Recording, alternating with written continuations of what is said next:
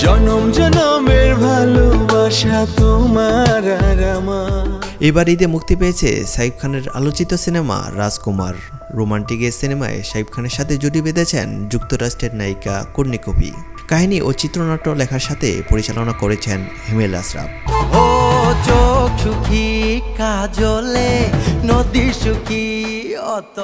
গণমাধ্যমে সিনেমাটির রিভিউ থেকে যেটা জানা যায়, সিনেমাটিতে প্রেম, পারিবারিক সম্পর্ক এবং একজন স্বপ্নবাজ তরুণের বাংলাদেশ থেকে আমেরিকা যাত্রার গল্প নিয়ে অবতীর্ণ হয়েছে সিনেমাটি।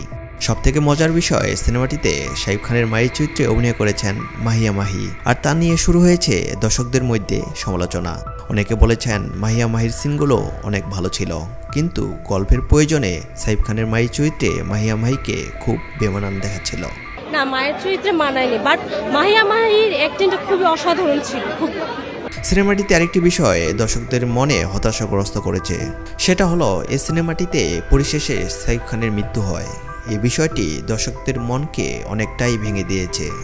কেন রাজকুমার হয়ে বেঁচে থাকতে পারলেন না শাকিব খান, এই বিষয়টি খুবই ভালো হয়নি বলেও দর্শকরা মন্তব্য করেছেন। একটা ভুল ধারণা নিয়ে ছবিটা করলো, সেটাতেই জীবন পার করে। নায়কটা মারা গেল, আমাদের সাকিব খান মারা গেল, তো মারা যাওয়ার পর সে তার মাকে ভালো করে দেখতেও পারলো না। যে মার জন্য এতটা লড়াই, সেই মাকে সে দেখতে পারলো না। এটা কেমন শেষ হলো, ফিনিশিংটা একদমই বাজে।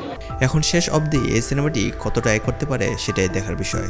শাকিব খানের নেক্সট প্রজেক্ট দরদ এবং তুফান, সেই দুইটি সিনেমা সামনে ঈদে আসতে পারে। এখন এই পর্যন্তই। ভিডিওটি ভালো লেগে থাকলে ভিডিওতে একটি লাইক এবং চ্যানেলটি অবশ্যই সাবস্ক্রাইব করে দিয়ে যাবেন। ধন্যবাদ।